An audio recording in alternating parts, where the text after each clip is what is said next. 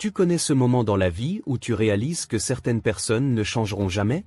Cet instant précis, malgré tous tes efforts pour croire au meilleur, la vérité te frappe en plein visage et t'oblige à voir qui est réellement à tes côtés, et qui ne l'a jamais été? Eh bien, c'est exactement ce qui est arrivé à Élise. Elle a toujours pensé que, malgré les différences, la famille restait la famille. Que, au fond, l'amour finirait par l'emporter, qu'un jour, tout s'arrangerait.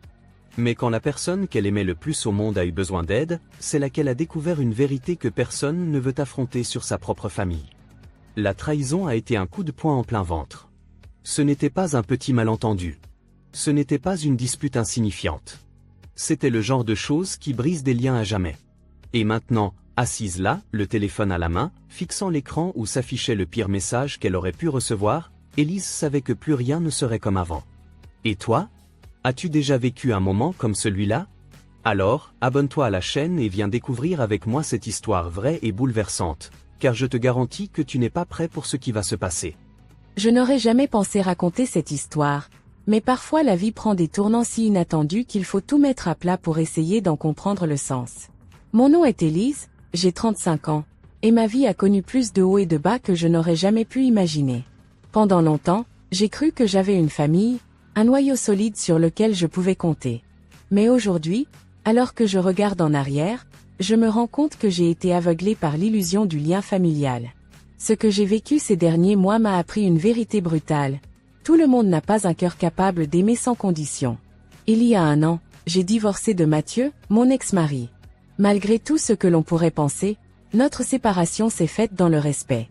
Il est toujours resté un père présent pour notre fils, Léo, 6 ans, un petit garçon aux yeux pétillants de malice et au sourire capable d'éclairer les journées les plus sombres. Même si notre mariage avait pris fin, j'étais soulagée de voir que Léo n'en souffrait pas trop. Son père et moi avions réussi à préserver une relation stable pour lui.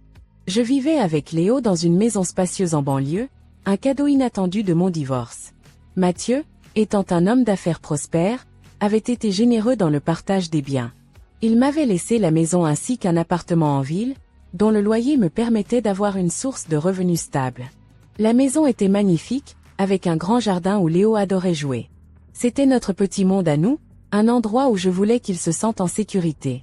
Mais malgré tout cela, une ombre planait toujours sur ma vie. Ma relation tendue avec ma demi-sœur, Isabelle. Isabelle et moi n'avons jamais été proches. Nous avons grandi sous le même toit, mais avec des pères différents et des trajectoires opposées. Ma mère, Hélène, s'était remariée après mon enfance avec le père d'Isabelle, Patrick, un homme bien mais qui avait toujours eu du mal à joindre les deux bouts financièrement. Depuis notre jeunesse, une jalousie silencieuse s'était installée entre Isabelle et moi. J'avais eu le privilège d'avoir un père qui m'avait soutenu financièrement, qui m'avait payé mes études, tandis qu'Isabelle et sa famille avaient toujours dû se battre pour avancer. Je ne l'avais jamais vue comme une compétition, mais pour elle, c'en était une. Chaque réussite que j'avais était un rappel de ce qu'elle n'avait pas. « Pourquoi tu ne passes jamais de temps avec tata Isabelle ?» m'a un jour demandé Léo pendant le dîner, en poussant ses petits pois avec sa fourchette. J'avais marqué une pause avant de répondre. « Tu sais, chérie, certaines personnes sont juste différentes. Comme toi et certains enfants à l'école. Il y a ceux avec qui tu joues, et d'autres avec qui tu ne t'entends pas autant. Mais elle ne vient même pas à mes anniversaires, avait-il insisté, ses grands yeux pleins d'incompréhension. Elle est occupée avec son travail, ai-je simplement répondu. Mais la vérité était bien plus compliquée. Isabelle ne s'était jamais sentie à sa place dans notre famille. Elle n'avait jamais accepté que mon père continue à m'aider financièrement alors qu'elle et sa mère devaient toujours faire attention à chaque centime. Cette rancœur sourde, je l'avais sentie tout au long de notre vie. Ses sourires étaient forcés, ses compliments toujours teintés de sarcasme. « Ta sœur est jalouse ?» me disait souvent Camille, ma meilleure amie. Certaines personnes ne supportent pas de voir les autres réussir. J'avais toujours balayé ces remarques. C'était ma sœur, après tout. Je croyais qu'un jour, nous finirions par nous rapprocher. Mais j'étais naïve. Tout a changé lorsque mon grand-père, Jean, est décédé. C'était un homme simple, un ancien menuisier qui avait passé sa vie dans une petite maison de campagne. Il aimait le jardinage, le bricolage, et surtout, il adorait Léo. Tous les dimanches, nous allions lui rendre visite. Léo courait dans son jardin pendant que nous prenions le thé sur la terrasse. Je ne m'attendais pas à hériter de quoi que ce soit après son décès. J'en étais pas un homme riche, et je pensais qu'il avait tout laissé à ma mère. Mais à ma grande surprise, il m'avait légué sa maison et toutes ses économies. Je n'avais même pas su qu'il avait des économies. Il avait un faible pour toi, m'a confié mon père au cimetière, les yeux rougis par les larmes. Tu étais la seule à venir le voir chaque semaine. Il disait toujours, Élise a un bon cœur, comme son père. En regardant Léo déposer un petit bouquet de marguerites sur la tombe de son arrière-grand-père, une chaleur douce m'avait envahi. Maman, est-ce que Papy Jean est au ciel maintenant? Oui, mon cœur. Et je suis sûre qu'il est en train de faire un grand jardin là-haut. Je croyais que cet héritage ne changerait rien à ma vie. Je me trompais. Quelques jours plus tard, ma mère m'a convoquée à la maison familiale pour une discussion importante. Dès mon arrivée, j'ai senti une tension lourde flotter dans l'air. L'odeur du ragoût de ma mère emplissait la cuisine, mais au lieu d'être réconfortante, elle me donnait un sentiment d'oppression. « Installe-toi, ma chérie », m'a dit ma mère en me tendant une tasse de café. J'ai pris place autour de la vieille table en bois, les rayures et les entailles marquant les années passées. « Nous devons parler de la maison de ton grand-père », a-t-elle commencé d'un ton doucereux. Je me suis immédiatement raidie. Qu'est-ce qu'il y a à dire? Mon beau-père, Patrick, a pris la parole, croisant les mains sur la table. Tu as déjà une belle maison, Élise. Un appartement en ville aussi. Et maintenant, cette maison de campagne. C'est beaucoup. J'ai compris où il voulait en venir. Isabelle a du mal à payer son loyer, a ajouté ma mère d'une voix faussement compatissante. Son appartement est minuscule. Elle n'a jamais eu la chance que toi tu as eue. Ce serait juste, équitable que tu lui cèdes la maison. Mon cœur s'est serré. Maman, je ne peux pas. Tu ne peux pas, ou tu ne veux pas. A répliqué Isabelle, les bras croisés, le regard dur. Léo est malade. Ses traitements coûtent cher. Cet argent peut lui sauver la vie. Ma mère a eu un sourire crispé. Isabelle a aussi des besoins, ma chérie. Pense à elle. J'ai serré les poings sous la table. Je ne voulais pas me disputer. Pas maintenant. Pas alors que mon fils était en train de se battre pour sa vie. J'ai pris une profonde inspiration. Léo passe avant tout.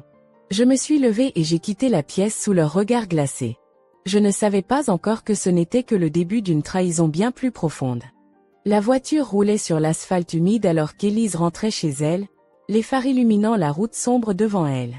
La conversation avec sa famille tournait encore et encore dans son esprit, comme une vieille chanson qu'on n'arrive pas à faire taire. Tu as déjà une maison. Tu as un appartement en ville. C'est beaucoup. Elle serra le volant, les jointures de ses doigts blanchissant sous la pression. Comment pouvait-il être aussi insensible? Ne voyait-il pas que Léo avait besoin de cet argent? Que ce n'était pas une question d'égoïsme mais de survie. Elle jeta un coup d'œil dans le rétroviseur. Léo était profondément endormi dans son siège auto, la tête légèrement penchée sur le côté, les lèvres entr'ouvertes. Son petit corps paraissait si fragile sous la lumière tamisée du tableau de bord.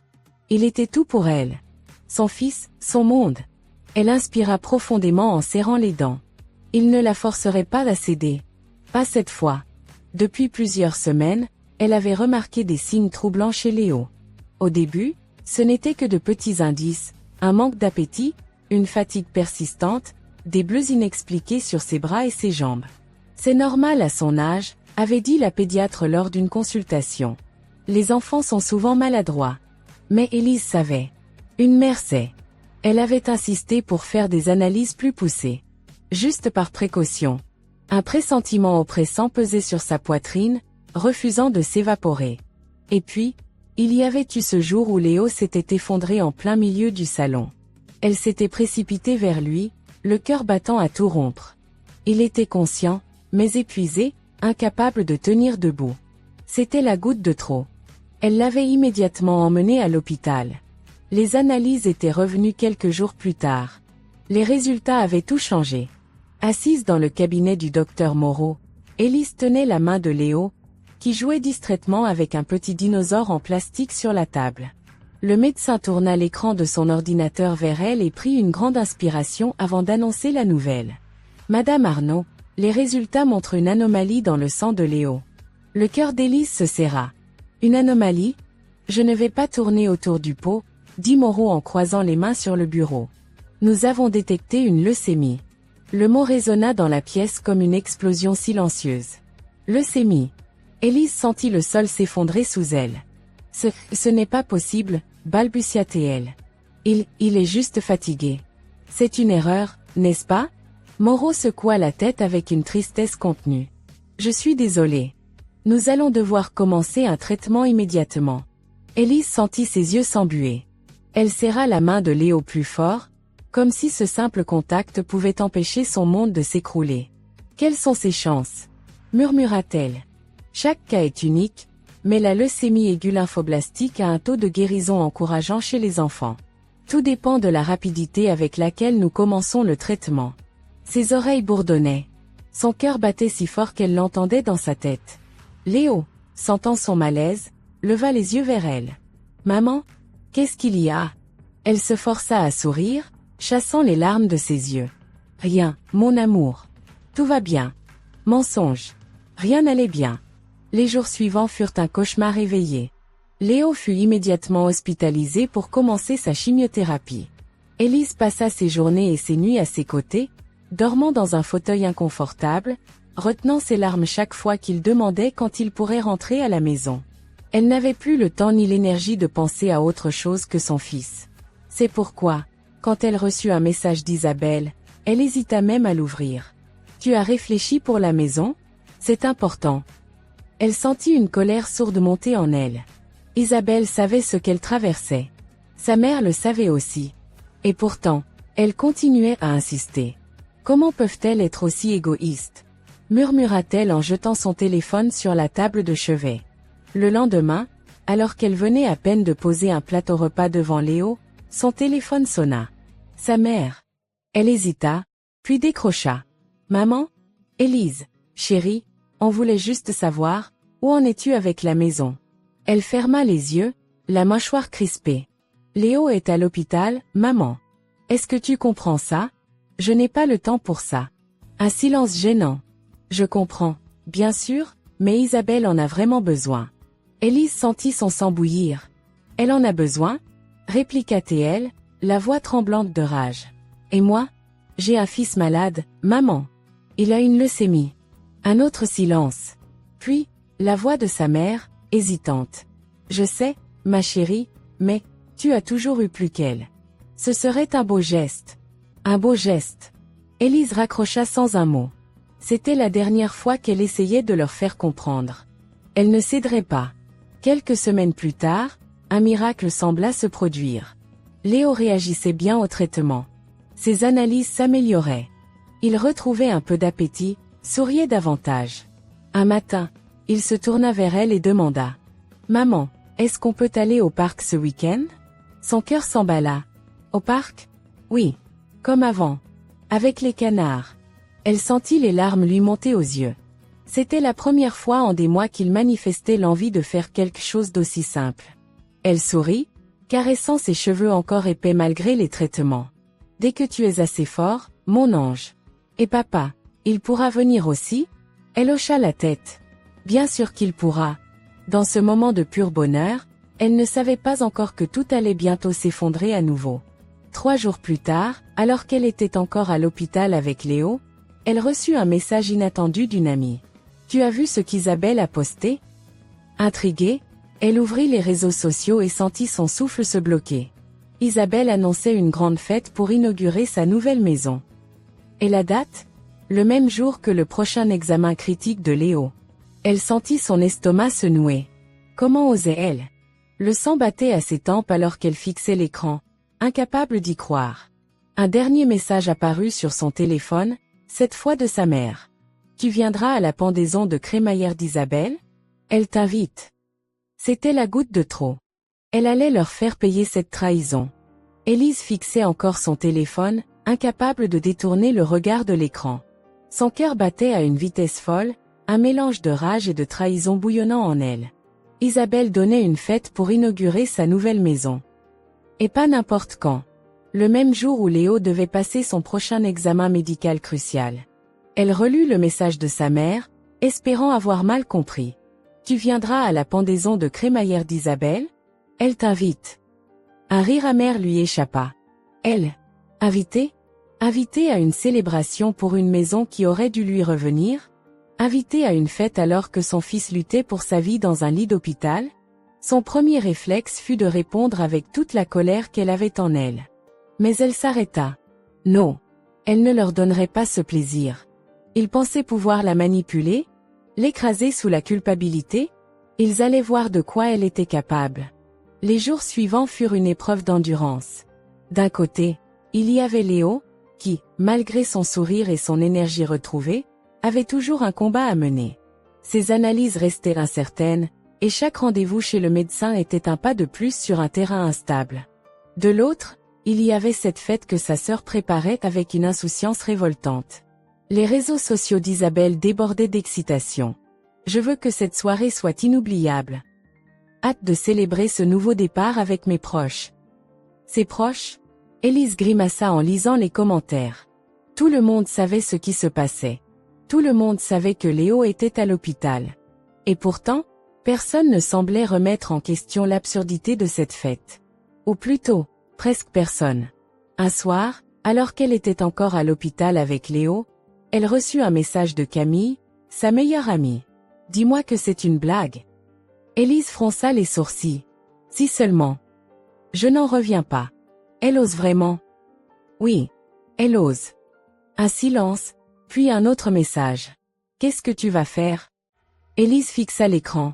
Que allait-elle faire? Jusqu'à présent, elle avait encaissé. Supporté. Mais cette fois, c'était différent. Cette fois, elle allait riposter. Le matin du jour fatidique, Élise se réveilla après une nuit de sommeil quasi inexistante. Elle avait passé des heures à réfléchir à la meilleure façon de gérer cette situation. Elle savait qu'Isabelle et sa mère ne se souciaient pas réellement d'elle ou de Léo. Elle ne voyait que ce qu'elle pouvait obtenir d'elle. Mais ce qu'elle ne savait pas, c'était qu'Élise avait encore des cartes en main. Elle passa la matinée auprès de Léo, lui tenant la main alors qu'ils attendaient dans la salle d'examen. Il était nerveux, mais elle lui murmurait des mots rassurants, le caressant doucement. Quand le médecin arriva avec les résultats, elle sentit son cœur s'arrêter un instant. « Les nouvelles sont encourageantes », dit-il avec un sourire. « Il y a des signes d'amélioration. » Élise sentit les larmes lui monter aux yeux. « Vraiment? Oui. Nous devons continuer le traitement, mais il répond bien aux soins. » Elle serra son fils dans ses bras. C'était une victoire. Une petite lueur d'espoir dans cette tempête. Mais maintenant, il était temps de s'occuper d'une autre tempête. Le soir même, tandis que la fête battait son plein chez Isabelle, Élise était dans sa voiture, garée à quelques mètres de la maison.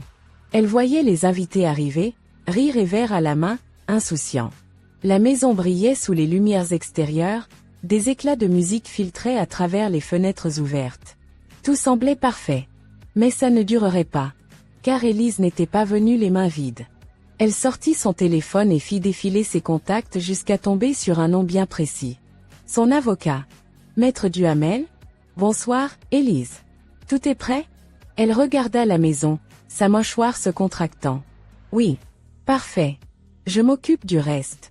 Elle raccrocha. Puis, elle composa un deuxième numéro. La police. Bonsoir. J'aimerais signaler une intrusion sur une propriété privée. Elle donna l'adresse, et après avoir raccroché, elle resta assise, observant. Quelques minutes plus tard, des gyrophares bleus illuminèrent la rue. L'arrivée des policiers provoqua une panique immédiate. Les invités commencèrent à chuchoter, certains reculèrent vers le jardin, d'autres se figèrent sur place. Isabelle, au milieu de tout cela, fronça les sourcils en voyant les uniformes. « Qu'est-ce qui se passe ?» demanda-t-elle en s'approchant d'un des officiers. « Cette propriété ne vous appartient pas, mademoiselle », déclara l'un des agents en consultant ses papiers. Isabelle éclata de rire, mais son insécurité était palpable. « C'est une blague? C'est ma maison. » C'est à ce moment-là qu'Élise décida d'avancer, quittant l'ombre de sa voiture. Les regards se tournèrent vers elle. « Non, cette maison m'appartient encore. » Le silence tomba brutalement. « Élise, qu'est-ce que tu fais ?» siffla Isabelle, son visage devenant livide. « Ce que j'aurais dû faire depuis le début, » répliqua-t-elle froidement. « Tu n'as aucun droit ici. Et légalement, tu es en train d'utiliser ma maison pour une fête. » Isabelle regarda autour d'elle, comme si elle cherchait une échappatoire. « Non. Maman. Dis-lui. » Hélène s'avança, le regard dur. « Élise, tu ne peux pas faire ça. C'est drôle, dit Élise avec un sourire glacial. Parce que toi, tu as pu trahir ta propre fille et ignorer ton petit-fils malade. Isabelle devint rouge de colère. Tu es juste une égoïste. Tu as toujours eu tout ce que tu voulais. Et toi, tu as toujours été une voleuse, cracha Élise. Une manipulatrice. Les officiers échangèrent un regard avant de déclarer. Vous devez quitter les lieux immédiatement. Les invités commencèrent à partir, murmurant entre eux. Isabelle tremblait, la rage déformant son visage. Tu vas le regretter. Élise s'avança d'un pas. Toi, tu vas regretter d'avoir cru que je resterais silencieuse. Puis elle tourna les talons et s'éloigna, laissant Isabelle face aux conséquences de ses actes. Plus tard cette nuit-là, Élise était assise à côté de Léo, caressant doucement ses cheveux alors qu'il dormait. Elle avait enfin repris le contrôle de sa vie. Elle savait que sa mère et Isabelle allaient tenter de riposter. Mais cette fois, elle était prête. Parce que plus jamais elle ne laisserait quelqu'un piétiner ceux qu'elle aimait. Le silence régnait dans la maison, à peine troublé par le bruit du vent qui soufflait doucement contre les fenêtres. Élise était assise sur le canapé, une tasse de thé entre les mains, fixant un point invisible devant elle. Elle ressentait une étrange sérénité, comme si, pour la première fois depuis des mois, elle pouvait enfin respirer. La fête d'Isabelle avait été un désastre. La police l'avait forcée à vider la maison, les invités étaient partis dans la confusion, et surtout, tout le monde avait vu la vérité. Les masques étaient tombés. Le lendemain matin, alors qu'elle terminait son café, son téléphone vibra sur la table. Elle jeta un coup d'œil à l'écran et sentit son estomac se nouer. Hélène. Elle hésita. Une partie d'elle voulait ignorer l'appel, mais elle savait que sa mère n'abandonnerait pas aussi facilement. Elle décrocha. Qu'est-ce que tu veux? Il y eut un silence, puis la voix de sa mère, plus dure qu'elle ne l'aurait cru. Tu es allée trop loin, Élise. Elle rit froidement. Trop loin? Moi? Tu n'avais pas besoin d'appeler la police. Tu aurais pu gérer ça autrement. Ah oui? Comme vous avez géré la situation en organisant une fête au lieu de venir soutenir votre petit-fils malade? Un soupir agacé. Arrête d'être dramatique. Dramatique? Répéta Élise, la voix tremblante de rage. Léo a une leucémie, maman. Ce n'est pas une pièce de théâtre, c'est sa vie. Hélène resta silencieuse un instant avant de lancer. Isabelle est dévastée. Bonne nouvelle, alors. Tu es cruelle, Élise. Et toi? Tu es morte pour moi, souffla-t-elle. Elle raccrocha. Sa main tremblait légèrement, mais une étrange sensation de légèreté l'envahit. Elle venait de rompre définitivement avec sa mère. Hélène, sa mère, n'avait pas cherché à la contacter depuis cette nuit-là. Pas un appel, pas un message. Quant à Isabelle, elle avait disparu des réseaux sociaux, probablement trop honteuse pour affronter les critiques. Mais Élise savait que ce n'était qu'un répit temporaire. Elle se leva et se dirigea vers la chambre de Léo. Il dormait paisiblement, sa respiration régulière. Chaque jour qu'il passait sans rechute était une victoire, mais le combat n'était pas terminé. Elle caressa doucement sa joue. « Je te protégerai toujours, mon amour », murmura-t-elle. Et cette fois, elle comptait bien protéger aussi leur avenir. Ce qu'Élise n'avait pas anticipé, c'était l'ampleur de la réaction publique. Dans la petite ville où elle vivait, tout le monde connaissait l'histoire désormais.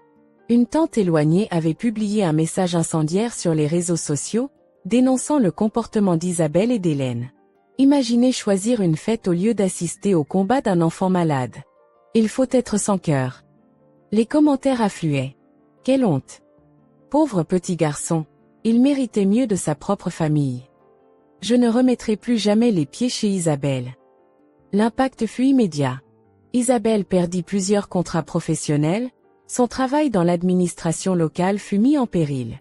Hélène, elle, se retrouva isolée. Même leurs amis les plus proches prenaient leur distance. Et Élise? Elle regardait tout cela de loin, sans rien dire. Elle récoltait ce qu'elles avaient semé.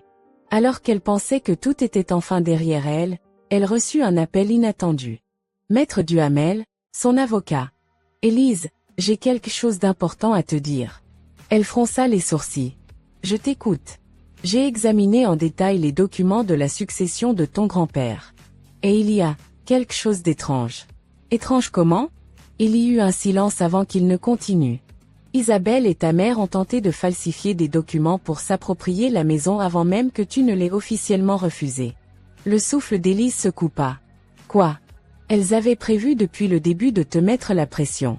Elles pensaient que tu serais trop distraite avec Léo pour vérifier les papiers. Elle sentit la rage monter en elle. Je veux qu'elle paie pour ça. Duhamel inspira profondément. On peut intenter une action en justice. Mais ça risque d'être long. Elle serra les poings. Je veux qu'elles sachent qu'elles ne peuvent plus me manipuler. Quelques jours plus tard, elle se présenta devant la maison d'Hélène. Elle frappa à la porte avec une force contenue.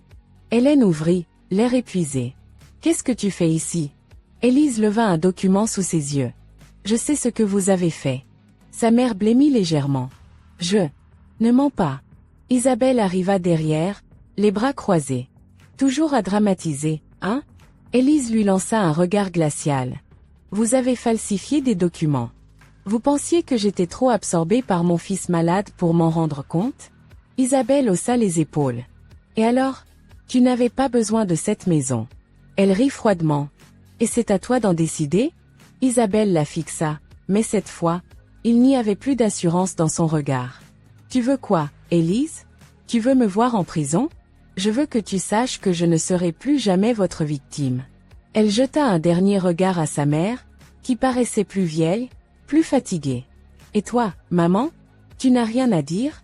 Hélène ouvrit la bouche, mais aucun son n'en sortit. Élise secoua la tête. « C'est bien ce que je pensais. » Puis elle se retourna et partit, pour toujours. Les semaines passèrent. Élise coupa définitivement tout contact avec Isabelle et Hélène. Elle vendit la maison de son grand-père, utilisant l'argent pour assurer l'avenir de Léo. Les traitements de son fils progressaient bien. Et un jour, alors qu'ils étaient au parc, il leva les yeux vers elle et dit « Maman, tu es heureuse ?»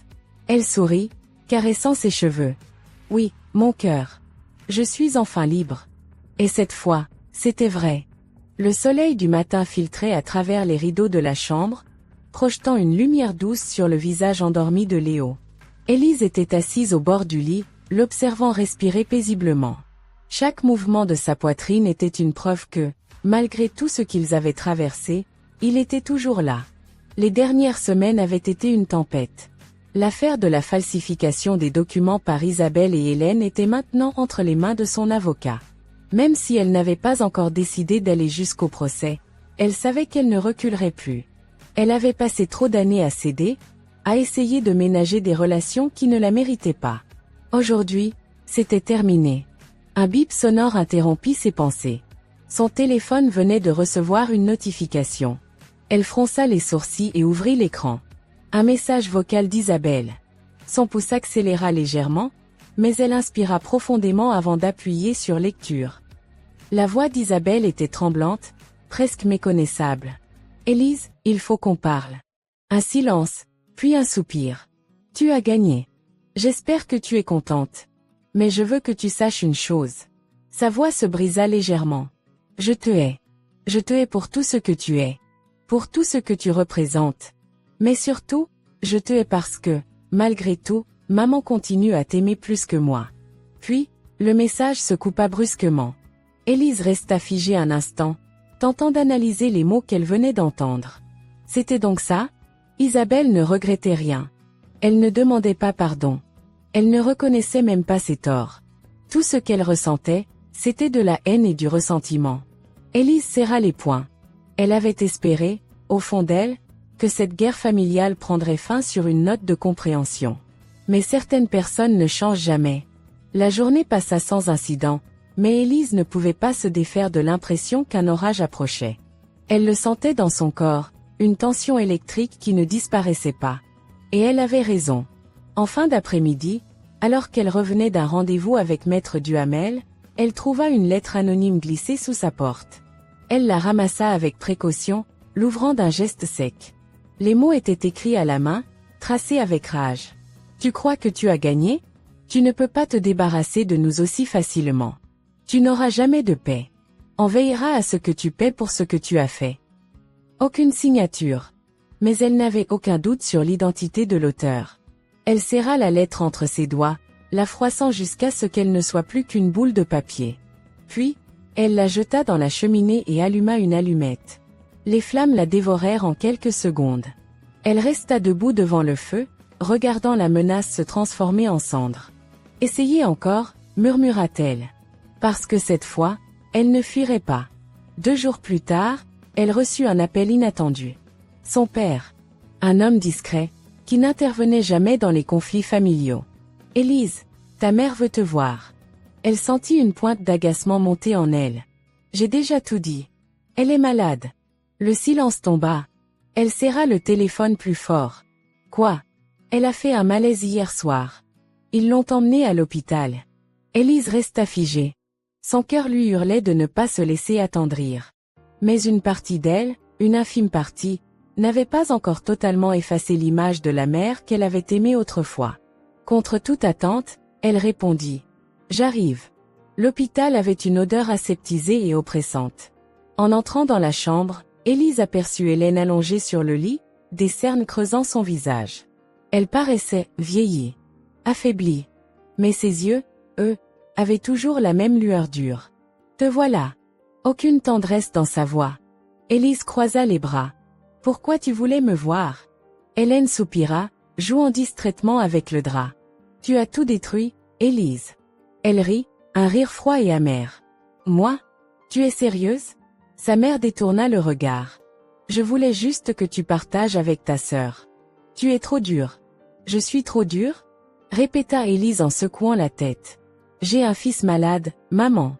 Et au lieu d'être là pour lui, tu as choisi une fête. » Hélène ne répondit pas tout de suite. Puis, dans un souffle à peine audible, elle murmura. « Je n'ai jamais su comment aimer correctement. » Élise sentit son cœur se serrer. Pour la première fois, elle entendait quelque chose qui ressemblait à une confession. Mais c'était trop tard. « Je n'ai pas besoin d'excuses maintenant, maman. » Elle posa son sac sur le fauteuil à côté du lit et la fixa dans les yeux. « Je voulais juste que tu sois là pour moi. Pour Léo. » Hélène la regarda en silence. Et Élise comprit que, même maintenant, elle n'obtiendrait jamais ce qu'elle voulait. Alors, elle se leva et se dirigea vers la porte. Avant de sortir, elle s'arrêta et dit « Soigne-toi, maman. Mais ne m'appelle plus. » Puis elle partit, pour de bon. Alors qu'elle croyait en avoir fini avec sa famille, un dernier événement vint tout chambouler. Une nuit, son téléphone vibra sur la table de chevet. Un message de Camille. « Va voir ce qu'Isabelle vient de poster. » Le cœur battant, Élise ouvrit les réseaux sociaux. Et là, elle vit l'impensable. Isabelle avait publié un long message accompagné d'une photo d'Hélène à l'hôpital. « Ma pauvre maman, abandonnée par celle qu'elle a toujours aimée. Certains n'ont vraiment aucun cœur. Hashtag famille avant tout. » Élise sentit un frisson glacé la traverser. Elle osait encore ? Les commentaires affluaient. Certains étaient du côté d'Isabelle. Mais d'autres ? Pourquoi ne parles-tu pas du fait que tu as escroqué ta propre sœur ? Où étais-tu quand son fils était malade ? Et puis, un dernier commentaire qui attira son attention. Élise n'a pas abandonné sa mère. C'est elle qui a abandonné sa fille. Elle reposa son téléphone. Un long soupir s'échappa de ses lèvres. Elle savait que cette guerre ne prendrait jamais vraiment fin. Mais une chose était certaine. Elle ne jouerait plus jamais leur jeu. La nuit était tombée depuis longtemps lorsqu'Élise posa enfin son téléphone sur la table de chevet. L'écran noir reflétait son propre visage, fatigué, creusé par des semaines de tensions et de batailles incessantes. Elle aurait dû s'attendre à cette dernière manœuvre d'Isabelle. Mais voir cette photo de sa mère à l'hôpital, accompagnée de ce message manipulateur, lui laissait un goût amer dans la bouche. Elle ne ressentait plus de colère. Seulement du vide. Elle s'enfonça dans son oreiller et ferma les yeux, essayant d'ignorer l'angoisse qui lui rongeait la poitrine. Elle voulait en finir. Pas avec sa vie, non. Mais avec cette guerre qui l'épuisait. Avec ces liens familiaux toxiques qui l'étouffaient. Elle voulait avancer. Elle devait avancer. Et pour ça, elle allait devoir faire un dernier choix. Le lendemain matin, alors qu'elle préparait le petit déjeuner de Léo, une sonnerie retentit. Elle jeta un coup d'œil rapide à son fils, assis à table en train de manger ses céréales, puis se dirigea vers la porte. Lorsqu'elle l'ouvrit, son souffle se bloqua un instant. Hélène était là. Affaiblie, le teint pâle, appuyée contre le chambranle de la porte comme si elle pouvait s'effondrer à tout moment. « Maman ?» Hélène leva des yeux fatigués vers elle. « On peut parler ?» Élise sentit son cœur s'emballer. Elle voulait dire non. Elle voulait lui claquer la porte au nez, lui renvoyer à la figure tout le mal qu'elle lui avait fait. Mais elle n'était pas comme ça. Elle soupira et ouvrit la porte en grand. « Entre !» Hélène passa timidement le seuil, jetant un regard à Léo qui, instinctivement, se rapprocha de sa mère. Il se souvenait. Il se souvenait de son absence, du fait qu'elle ne soit jamais venue à l'hôpital, du silence qu'elle avait imposé après tout ce qui s'était passé. « Bonjour, mon grand », dit-elle d'une voix douce. Léo ne répondit pas. Élise posa une main protectrice sur son épaule et l'envoya jouer dans le salon avant de se tourner vers sa mère. « Pourquoi tu es là ?» demanda-t-elle d'un ton neutre. Hélène sembla chercher ses mots. « J'ai fait des erreurs, Élise. » Élise croisa les bras. « C'est le moins qu'on puisse dire. » Hélène inspira profondément. « Je sais que je n'ai pas été la mère que tu méritais. » Élise sentit sa gorge se serrer, mais elle garda son expression impassible. « Pourquoi maintenant ?» demanda-t-elle. « Pourquoi venir me dire ça aujourd'hui, après tout ce qui s'est passé ?» Hélène baissa les yeux. « Parce que je n'ai plus rien. » Un silence tomba entre elles. « Tu veux dire que tu n'as plus Isabelle ?» rectifia Élise froidement. Sa mère releva la tête, une ombre de tristesse traversant son regard. Elle m'a tourné le dos après l'histoire des papiers falsifiés. Elle dit que c'est de ma faute si tout a explosé. Élise hocha la tête, sans aucune pitié. Donc, quand tout allait bien, tu choisissais Isabelle. Et maintenant qu'elle t'abandonne, tu reviens vers moi? Ce n'est pas ça. Si, c'est exactement ça. Le silence s'épaissit, pesant, étouffant. Hélène ouvrit la bouche, mais aucun son n'en sortit. Elle savait qu'elle n'avait aucune excuse valable. Élise secoua la tête, son cœur battant la chamade. « Je ne peux pas te pardonner. » Les yeux de sa mère s'emplirent de larmes. « S'il te plaît. » Mais Élise fit un pas en arrière. « Je t'ai attendu toute ma vie, maman. » Sa voix tremblait légèrement. « Je t'ai attendu quand papa est parti. Je t'ai attendu quand Isabelle prenait toute la place. Je t'ai attendu quand j'ai eu besoin de toi.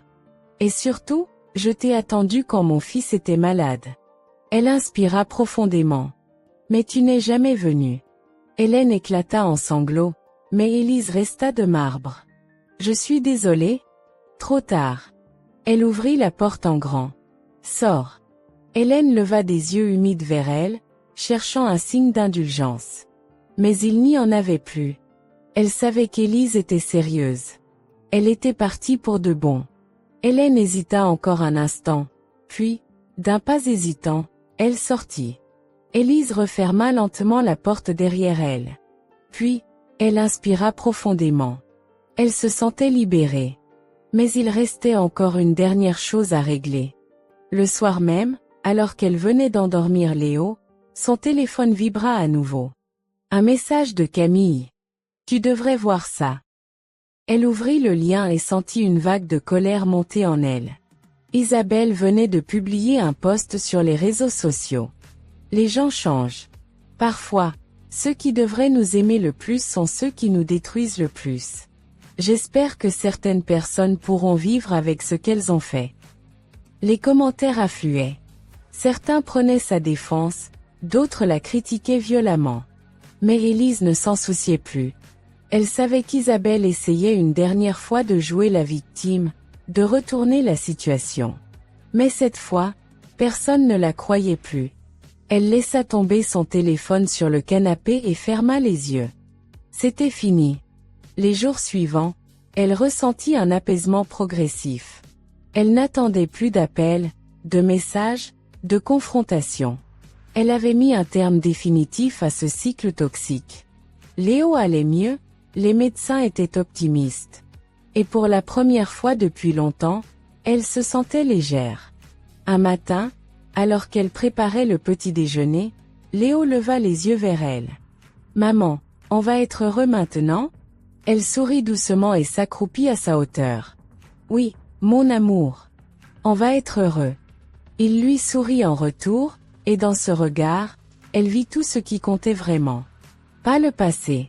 Pas la rancœur. Pas les regrets. Seulement l'avenir. Et cette fois, il lui appartenait. Le vent léger soufflait à travers les rideaux du salon, apportant avec lui une fraîcheur matinale. Élise se tenait debout, une tasse de café chaud entre les mains, regardant à travers la fenêtre. Devant elle, le jardin s'étendait, baigné par la lumière douce du lever du soleil. Elle prit une profonde inspiration. Pour la première fois depuis des années, elle se sentait en paix. Aucune angoisse en se réveillant. Aucun message venimeux d'Isabelle ou d'Hélène. Aucun poids invisible lui écrasant la poitrine. Elle était libre. Après des mois de chaos, la maison était enfin calme. Léo dormait encore, sa respiration régulière se mêlant au bruit lointain du matin. Depuis que tout était terminé, la trahison de sa famille, les combats juridiques, les confrontations, son fils s'était transformé. Il riait plus souvent. Il dormait mieux. Il avait retrouvé son insouciance d'enfant. Et elle se reconstruisait. Les médecins étaient optimistes sur l'évolution de Léo. Il répondait bien au traitement. Chaque semaine, il faisait de nouveaux examens. Et chaque semaine, elle priait en silence. Mais elle ne vivait plus dans la peur constante. Elle avait appris une chose essentielle à travers cette épreuve. Elle ne pouvait pas tout contrôler.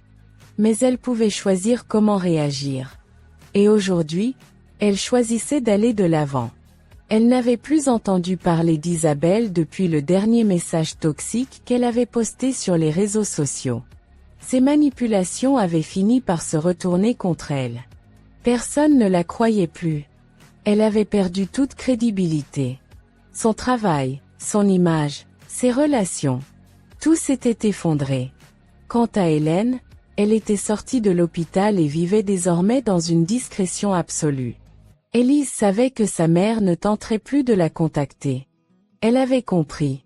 Mais ce matin-là, alors qu'elle débarrassait la table du petit déjeuner, son téléphone vibra. Elle fronça les sourcils. Un numéro inconnu. Elle hésita. Puis, elle décrocha. Allô? Un silence. Puis une voix qu'elle reconnut immédiatement. C'est moi. Isabelle. Élise ferma les yeux un instant. Elle aurait dû raccrocher immédiatement. Mais au lieu de cela, elle resta silencieuse. Je voulais juste te dire quelque chose, reprit Isabelle. Sa voix était différente. Moins arrogante. Je t'écoute, dit Élise, froide. Un soupir. Puis un aveu, inattendu. Tu avais raison. Élise sentit son cœur manquer un battement. Jamais elle n'aurait imaginé entendre ces mots sortir de la bouche d'Isabelle. Raison sur quoi? Surtout. Un silence s'installa. Je pensais que maman me préférait à toi, avoua Isabelle. Mais en réalité, elle ne nous a jamais aimés correctement, ni toi ni moi. Élise serra la mâchoire. Pourquoi tu me dis ça maintenant? Isabelle laissa échapper un rire amer. Parce que je n'ai plus rien à perdre. Un nouveau silence, plus pesant cette fois. Puis Isabelle reprit. Tu ne me pardonneras jamais, n'est-ce pas? Élise inspira profondément. Elle chercha au fond d'elle-même. Y avait-il une place pour le pardon? Après tout ce qui s'était passé? Après tout ce qu'Isabelle lui avait fait subir? Non. Il était trop tard. Je ne peux pas, murmura-t-elle. Un long silence de l'autre côté du fil. Puis, d'une voix résignée, Isabelle lâcha. C'est bien ce que je pensais. Et elle raccrocha. Élise fixa son téléphone quelques instants, indécise. Puis, lentement, elle supprima le numéro. C'était fini. Un nouveau chapitre. Quelques jours plus tard, Élise prit une grande décision. Elle vendit la maison de son grand-père. Celle-là même que sa famille avait tenté de lui arracher. Avec l'argent, elle fit un don à une association pour les enfants malades, en hommage à Léo et à tous ceux qui se battaient encore. Puis, avec le reste, Elle investit dans un nouveau départ. Elle quitta la ville. Elle trouva une petite maison à la campagne, loin des regards, loin des souvenirs douloureux. Un endroit où elle et Léo pourraient enfin être en paix. Le matin de leur premier jour dans leur nouvelle maison, Léo courait déjà dans le jardin, riant aux éclats. Élise le regarda, le cœur gonflé d'émotion. Il allait bien. Ils allaient bien. Il s'arrêta soudain et revint vers elle, essoufflé. « Maman, tu crois qu'on va être heureux ici ?» Elle s'accroupit à sa hauteur et prit son visage entre ses mains. « Je ne crois pas, mon amour. » Il la regarda, surpris.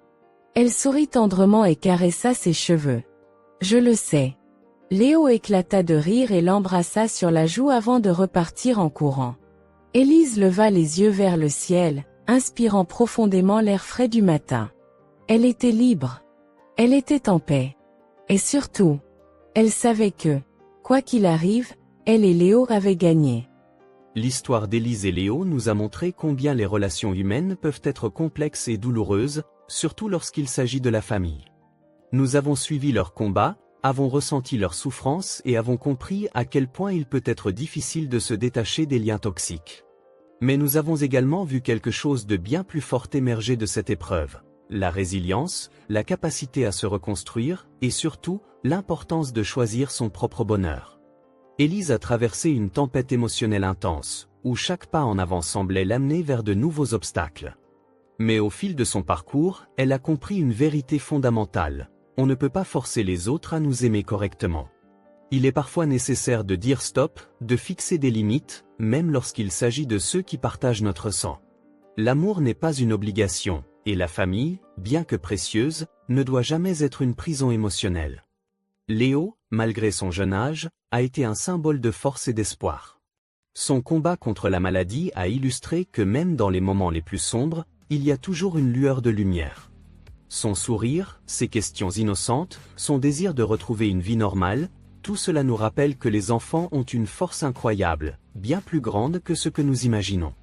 Ce récit nous pousse à réfléchir sur nos propres vies. Combien de fois avons-nous accepté des situations qui nous faisaient souffrir, par peur de blesser les autres? Combien de fois avons-nous laissé des personnes nous manipuler, pensant que c'était notre devoir d'endurer cela? Combien de fois avons-nous espéré un changement qui ne viendrait jamais? Parfois, nous nous accrochons aux relations par loyauté, même lorsque ces relations nous détruisent. Nous croyons que parce que nous avons grandi avec certaines personnes, nous devons leur rester fidèles, même au détriment de notre propre bien-être. Mais ce que nous oublions, c'est que nous avons le droit de choisir qui nous entoure. Si quelqu'un vous traite avec mépris, vous manipule, vous fait du mal encore et encore, alors cette personne ne mérite pas d'être dans votre vie.